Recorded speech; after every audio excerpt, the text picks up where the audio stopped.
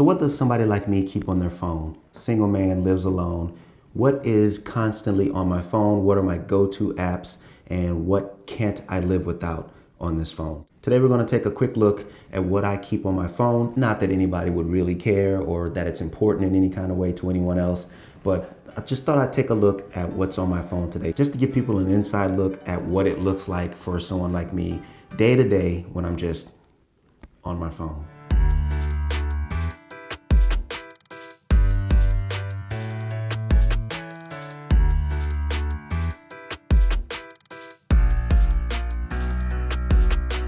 So first off, for my Apple users, those of you out there that use iPhones, if you are a long-time Apple iPhone user like I am, you'd be surprised to know that I still have this classic wallpaper.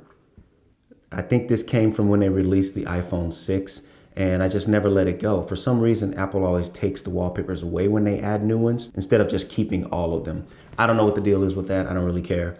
But I've always liked this one, and it's been on here for a number of years. All right, so first, opening up my phone, you can see my homepage is pretty simple. I use an app called Widgetsmith, and it's an app that allows you to create widgets. So I create very simple widgets. I just keep the date up top. I keep the time down in the second section to the left, and I keep the battery to the right. And then in that lower section, I keep it free. Now, these are stacks, so there is other information in these stacks I'll get to in a second, but I want my home screen to be very clean. I don't want a whole bunch of clutter and stuff like that, and it's the reason I don't have more pages. As you can see here, I go straight to the app library if I swipe left. That's the reason I have such a clean home screen here. To be able to access things that I need, or maybe need to utilize at any given time, like I said, I keep stacks. So in the middle section on the left is where I keep the times of other places I'm concerned with. So you see I have the Arizona time, not that I can't figure it out on my own, but this just simplifies it a little bit. So I keep Arizona time, New York City time, and St. Louis time, just so I always have them there. And in the right block in the center section, I keep my Twitch to keep up with the people that are going live on Twitch that I watch. I also keep a stocks app for some of the stocks that I invest in, that I can keep up with those. All I have to do is tap on that. Now that I flip to the page, I just tap on it and then it brings up my Webull app for stocks. And I keep my podcasts in here as well. So those are the only three things that I keep in that stack of widgets. Now on the bottom, I keep the moon and its transitions. Don't ask me why, I'm just fascinated with it. I keep a Hulu stack, so I can always just tap there if I need to switch straight over to Hulu. And then I keep my batteries. So as you can see, the only two things that I have within range here are the phone and the watch that I'm wearing. Watch is at 36%, phone is at 80%. And then there's a Google search, where you can choose a voice search, Google Lens or incognito, or regular search. And that comes in handy in case I need to ever Google something. I don't have to go searching for the app. I can just go to this widget right here, tap it, and then I'm ready to search for whatever I want to search for. Obviously, I keep the weather app here, and then I keep the date or the calendar widget in this stack as well. Along with my fitness stats here. I haven't done much today, as you can see. And then a screen time app that tells me how much time I'm spending on these apps. Now today I joined a live stream on Facebook, and you can see right there 1 hour and 30 minutes I spent in that live stream supporting a fellow creator who was doing a live stream this day. And then you can see YouTube, Instagram, and notes take up the rest of the time of this 3-hour period that it's showing you right there. And then that's it. And I try to keep this kind of default block here just to kind of help keep it clean. Like I said, I need things to be clean for me. It's rare that I'll even have a wallpaper on my home screen. On my lock screen, I will, but on my home screen, it's very rare. But I'm testing this one out right now, and yeah, I'm not bothered by it too much thus far, but it might go away. And I usually just keep my home screen all black behind all the widgets. All right, so moving on to the app library. We don't really need to worry about suggestions or recently added. We'll go straight down here to social. And in this social library, you can see what I have. It's mostly as it says, social apps. So Bigo Live, Clubhouse, Facebook, Instagram, Messenger, TikTok, Twitter, WhatsApp, and things like that. That's what I keep here. Now, Kickstarter and Indiegogo are also here because those apps, even though I use them to see what's new in the startup world, like who's inventing and bringing about and creating new things, they have this in the social library because the apps themselves have huge social aspects now. Now you can go in and you can message people and talk to them and communicate back and forth and things like that. So that's the reason why I guess that these are in the social library. I also have messages in there, the regular phone app, and then a couple of other apps in there that I use, all for doing social related stuff. You guys know the name of the game. All right, moving on to the next library here is the creativity app. Now this one's pretty full, and you can see it has mostly camera apps and editing apps. This is where all of those are found, and almost all of these I use on a consistent basis. Maybe not all of them. I'm looking at some of them now that I haven't used in a long time.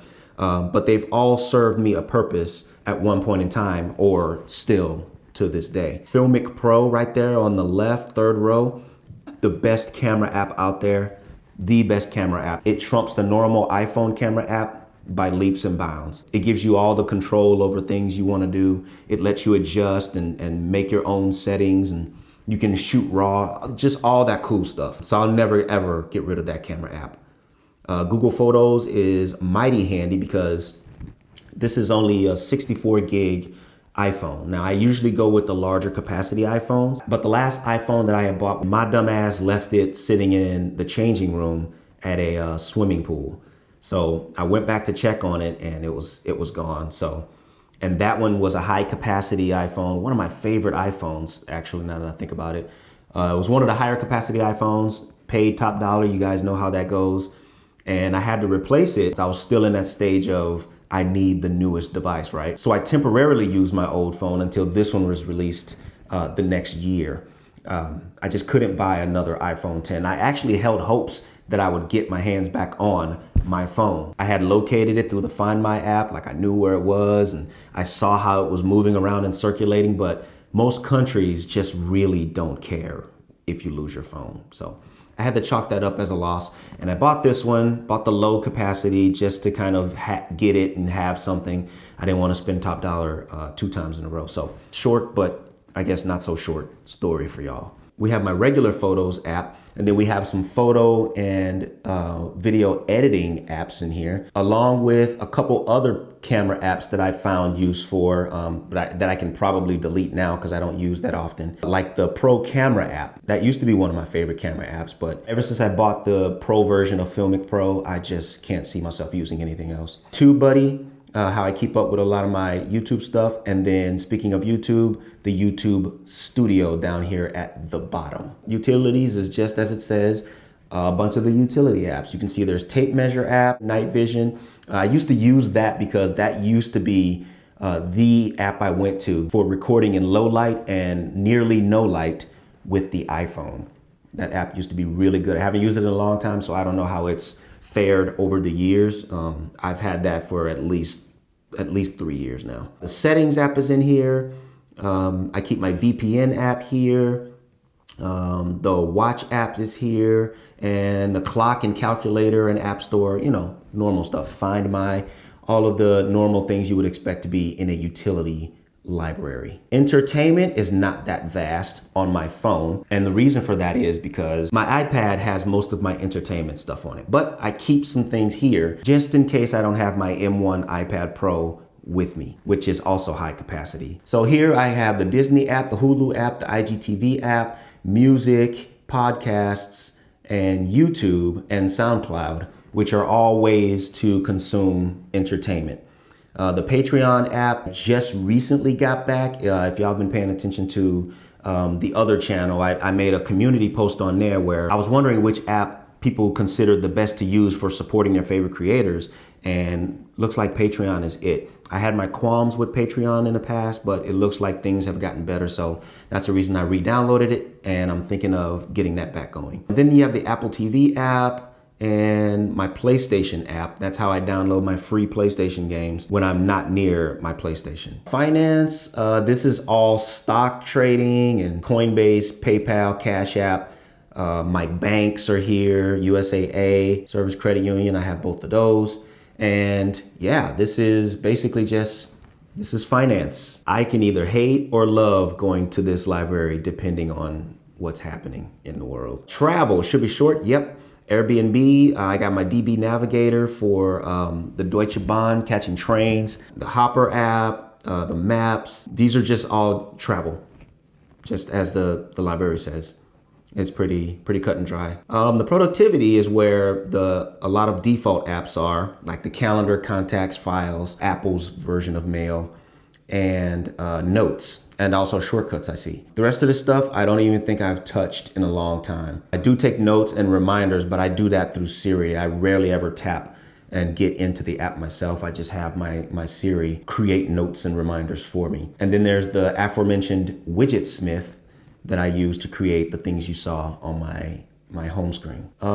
Information and reading, nothing much to see here. I have two translate apps, the weather app, which is stock, Parler, and Anchor. Anchor is what I used to use, and I guess and still do, just haven't recently, to distribute my podcast. And I haven't used it in a while because the podcast is resting right now until I can find a co-host to do the podcast with me. And you can see Reddit and SkyGuide. SkyGuide is a really cool app. It'll give you information about any star or any object in the sky. It's really detailed. It's live. So even if you see like a space station floating across the sky every hour or whatever it is, this can pick that up and know exactly what it is. Really intuitive app. I love it. I'll never get rid of SkyGuide. I like it. Shopping and food. I have Amazon, the Apple Store, Dosh, Swagbucks, and Uber Eats. Swagbucks can probably go. I don't think I've opened that up in like four to 5 years now. And Uber Eats is making its way towards this region, towards where I live here in Deutschland. But it's not where I'm at right now, but I still want to be ready. And then here we are on other, where you can see there's not much going on here either. I have Tasker for TaskRabbit, which is here, and I plan on investigating into that. There's another social app here, Pinterest. I don't know why that wouldn't be in socials.